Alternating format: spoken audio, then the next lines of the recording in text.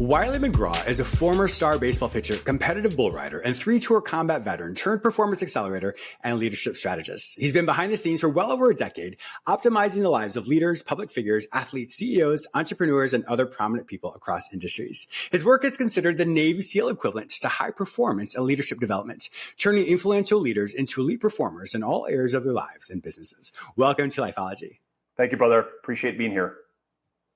I am looking forward to this. You have such a diverse background. How in the world did you become a bull rider of all things?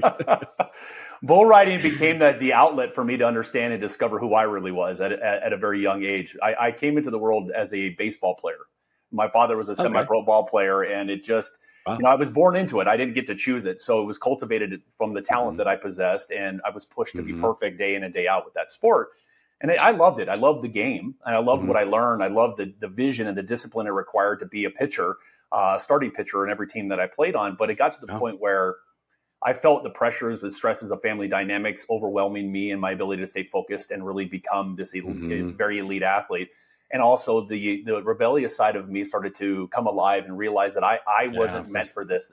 There's so much more that I feel I could be doing in my life, which is why I sought out that crazy world of rodeo and became a bull rider. It was really my next evolution as a man. Yeah.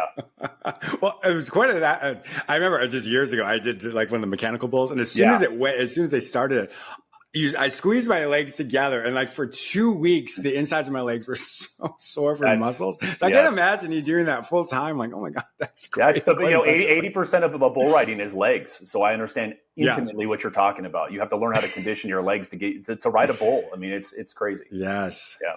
So when learning all that you did there, and obviously you served as well. Thank you for that.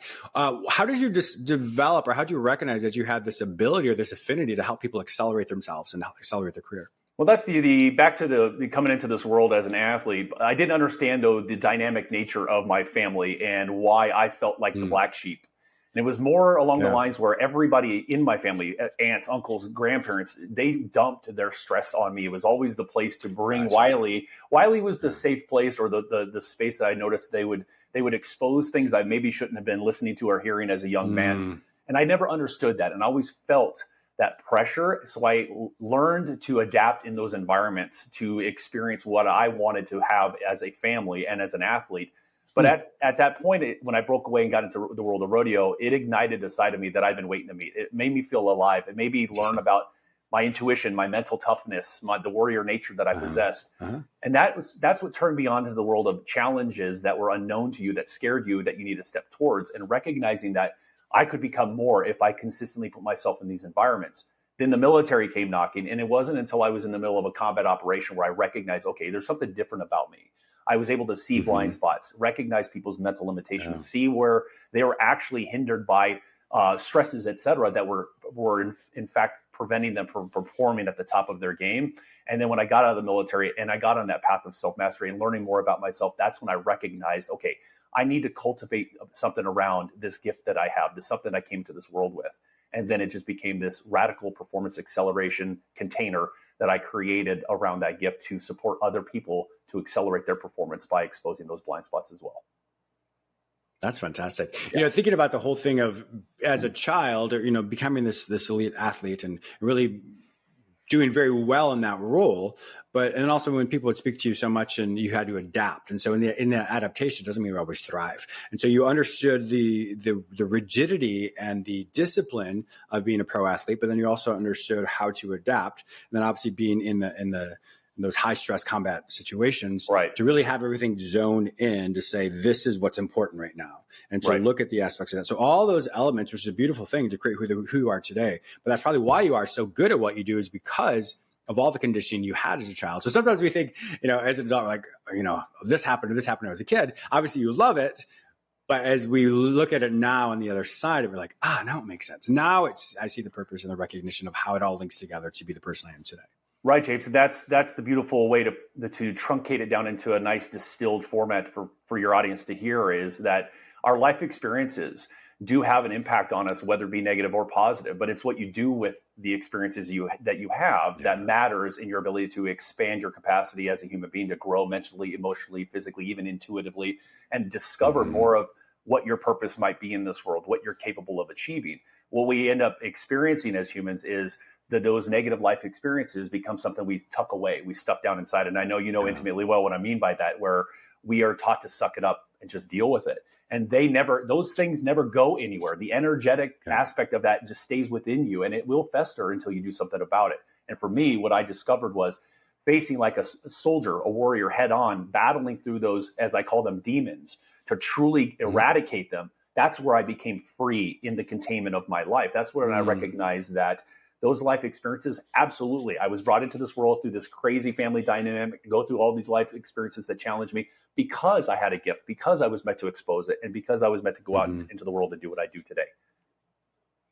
With a lot of the people listening right now, many people have wonderful lives, but sometimes we think we're very fulfilled and we think we're at the top of our game, but that's not always true. What would you say to those individuals who are at a place, but they're maybe questioning, is there something more? How would you help them recognize what that looks like and how to transition or transcend to the next level? Right. Well, if they're feeling that way, that is automatically right out of the gate. That's a signal that says it's time to start looking a little bit deeper within and figuring out what might be still limiting my ability to experience satisfaction at the level that I really want to experience it. With the clients that I work with, just for an example for your audience to hear it, doesn't matter what level you're at or capacity you possess.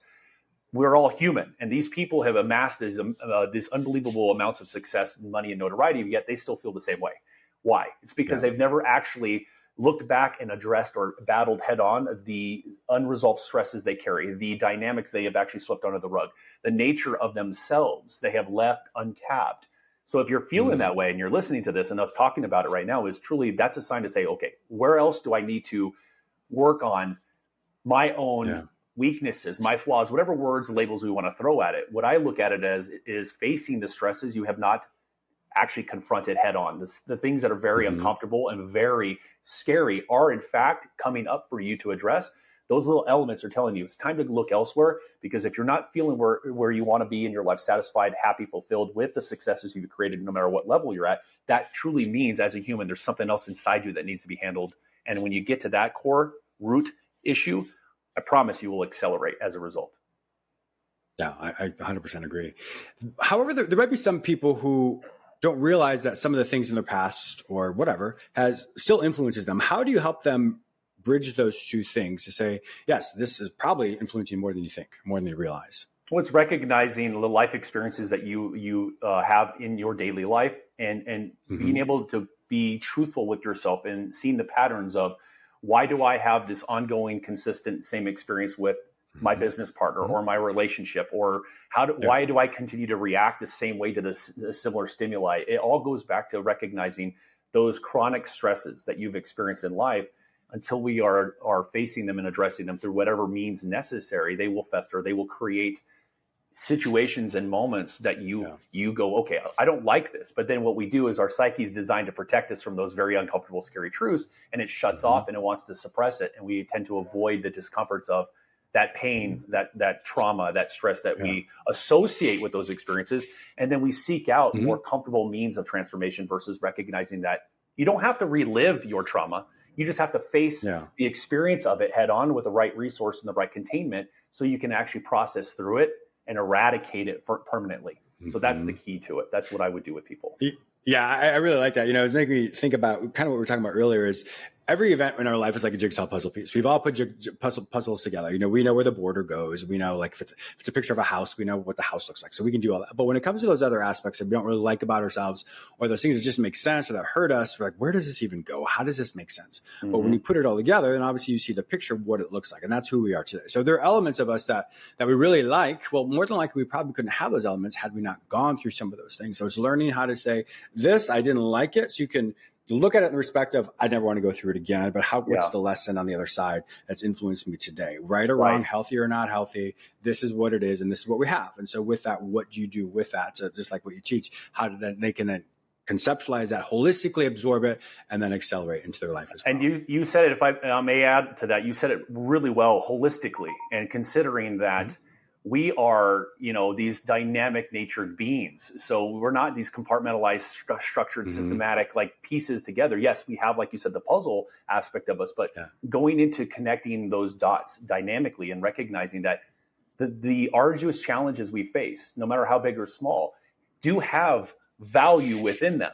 Whether it's, it doesn't seem like it in the moment, it's time to turn around and face, okay, why did I go through that abuse? Why did I go through that stressful relationship, that hard conversation, etc.? Let me see what I could pull from that. It's the same thing with emotions. When it comes to mental health, emotional health, is recognizing that our emotions are not negative or positive. It's our reactions to them and what we do with them that turns into the negative or positive experience. Stop judging everything that doesn't feel good as bad for you, and recognizing sometimes the things that are very uncomfortable and scary are actually better for you than the things that feel good or actually satisfy whatever, comfortable needs you're looking for. I remember I was writing, when I wrote my last book, Life Lessons, I was writing, the first chapter is called Radical Acceptance. And so radical acceptance means you accept the facts as they are. It doesn't matter if it's right or wrong. It just simply is, this is what it is. So the whole concept of trouble is inevitable, but misery is optional. So these are the facts. This is the trouble. The misery I put myself through or not. But I remember I was going through something, and I would never want to go through it again. But it was probably one of the most difficult things I had to experience. But I sat there and I reframed it in a way that I've never reframed before. So it doesn't mean that I'm great at this. This is the first time I did it. And so I'm sure other people have done it before, but I was able to sit with the joy of the struggle. And I know that makes no sense, but I was like, I'm learning something here. I don't like this, but I'm super excited because once on the other side of this, because it's not going to last forever, I'm going to learn something so much different about myself. And so in doing that, it was probably one of the most life-changing events I've had. In such a way, so it's learning the reframe of, just because the discomfort's here doesn't mean it's unhealthy for me, because there is a lesson. Once you learn and glean and absorb the lesson, then you quickly transcend to the next level of your life. Yeah, absolutely. And transformation happens in the dark, ugly corners of life. It doesn't happen where, when the bright lights. You need to recognize that finding a resource that might make you really upset and angry when they're in your life to support you through a change means that very thing that person or that resource team, et cetera, is doing to you is to erupt and get rid of whatever you might be carrying around, because whatever's occupying space within you will in fact hinder your ability to tap into potential and your ability to experience the joys of the discomfort you just talked about. And your audience can recognize quickly is when I'm facing things that might otherwise scare me or make me retreat or make me believe that my gut's telling me this might be wrong or bad for me, take a moment, a little bit of a longer pause, and recognize, well, what's in front of me that is causing this feeling or this mental image, this experience to happen. And then go, oh, wait a minute.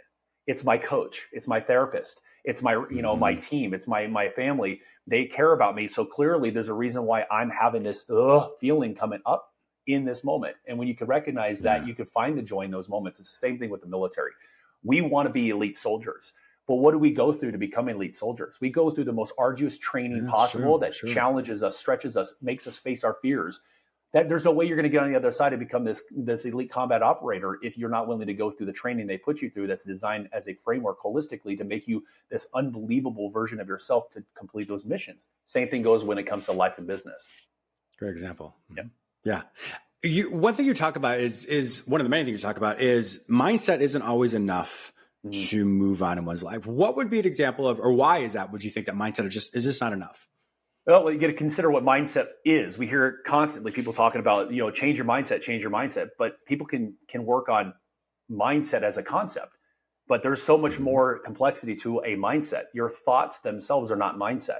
Mindset is the structure in which your thoughts are contained or housed. It's learning how to improve your thought processes, creating space within your mind that allows you to have different types of reactions or responses to certain stimuli versus it just being the same consistent thing constantly. Autopilot, right. Recognizing that mindset is just one component of who we are. We have an emotional and energetic body of who we are. We don't do enough work on that. So we have this unbelievable mindset. We can have this elite Navy SEAL version of our own mind, and our thoughts are like thinking great things, creating. But when we're challenged in certain moments that we're unaware of or unexpected, our emotions take over and it completely destroys our ability to adapt in that situation. So I look at it as holistically.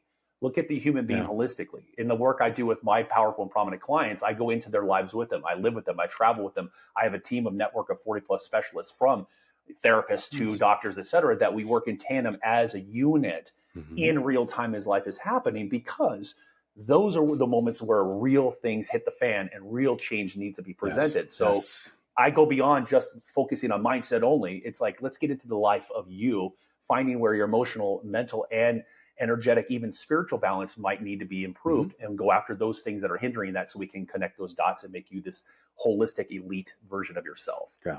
Yeah. I really like the version that the holistic approach. Like, that's one thing with lifeology. We simplify and transform your spirit, mind, and body. And of course, spirit doesn't necessarily mean religious. You can be whatever you want it to be. Right. But that's one thing I always do on a daily basis. For me, it's every morning I start my day with my spirituality. I have a practice that I have with that. And then I do my physical workout. So that's my spirit and body I've already done. And then the rest of the day, I use my mind, or at least I try to use my mind for the rest of the day. But really incorporating something throughout the day to enhance all aspects. Because if we're unbalanced, I mean, we've all seen those bodybuilders who have huge upper bodies and little chicken legs. Right. Well, that's not balanced. And so you're like, something's off there. No. Same concept in our lives. If we find that we are burnt out, or we're struggling, and we're getting angry with all these people, more than likely your life and your internal self is probably unbalanced as well. Absolutely. I love the bodybuilding references. I used to work out in powerlifting. We've all seen it. Yeah. And I worked out with a lot of guys in the gym like that when I was training years ago, and I would see it. And I'm like, aren't they doing enough legs? But it really comes down to that foundation. They're working the aesthetic aspect, which you can consider maybe like the mind, but they're forgetting the foundation of who we are as these dynamic natured human beings that feel, that intuit, that actually know how to connect in different ways. We just get caught up here in the head, and we let the head override all elements of our being. And then that's where we get caught up and stuck and rigid in our experiences. Yes. Yeah. The rigidity of it. Yeah, exactly. Would you say that's probably one of the biggest reasons why most people aren't able to move beyond mediocrity or complacency in their life, is because of that? It becomes absolutely becomes a personality trait at the end of the day. You solidify or codify it into your life, where you just focus on just trying to get this mind right and trying to focus on success from the thinking standpoint. You become very locked in this idea that that's all that matters to succeed. And if it was the case, James, your audience can probably recognize this. Is if thinking good thoughts and thinking about what you want were enough, everybody would be a millionaire. Everybody would have the life they want. Everybody would be successful right now. Why not? It's because alignment with who you are, totality matters, so that when you start applying the thinking, the heart, the emotions, the spirituality, simultaneously, it becomes an asset for your growth. And it in turn manifests, if you will, the word I like to use with that, the more accelerated experiences of success in life, whatever that might mean for you. If people are, just thinking about their life right now, how often would you have them maybe check up with themselves and make sure that they are accelerating? Well, the nature of my work is being integrated into the life of the people I work with. So I'm 24/7 like a new family member. There's no stone left unturned that I go after. Relationships, dynamics with their families, their dogs, their kids, it doesn't matter, because every little element impacts their ability to accelerate, to get to the top of the game, stay there, and experience peace and freedom with the successes they've created. With anybody that's listening, with anybody who wants similar life experiences, it really comes down to being properly contained. Contained. Right now in our country, we have too much of it's my right, I could do whatever I want without responsibility, accountability, or obligation. Freedom is birthed from proper containment. It's not birthed from unfettered access to doing whatever the hell we want to. If we have the right resources, like what you do for your clients and the people in your community, like what I do, we create the right type of containment and give them a framework where they learn how to move through that containment to experience the freedom and the peace that comes with that. When we are uncontained, we experience chaos and anarchy within us. And then we go out into the world and expect the world to be different. A lot of ways I hear that as well, as we have the internal boundaries that we create for ourselves. So just because I can stay up all night doesn't mean I should stay up all night. So it's the understanding of James, go to bed at this time. And then we have the external boundaries that we have within our family system, then we have within our community, then we have within our state, then we have within our world, or et cetera. And so it's learning how to understand that and live in a way that, just because some of these other boundaries may not be contained, we have to create those healthy boundaries within ourselves. Not to be so rigid with it, because there's flexibility, but also to allow that I have to hold myself accountable to what my ethos or my ethics are, but as well as what my boundaries are inside. Right. And I practice, good point. I practice an ancient form of Chinese martial arts. It's better known as Kung Fu, but I work with a teacher who's a descendant of a specific form of this that it's not taught to the public. And I'm very fortunate because of the last few years I've been studying privately with this guy. And what's amazing is understanding the masculine and feminine flow together and learning how to balance that out, because that is the proper containment. That is where we can, in fact, experience more creativity, more peace, more freedom, more ability to be agile in life. And one of the biggest philosophies that comes with this, with Kung Fu, Chinese martial arts, Tai Chi, etc., is allowing the attack to happen, whatever that looks like, and then trusting that the right response will present itself.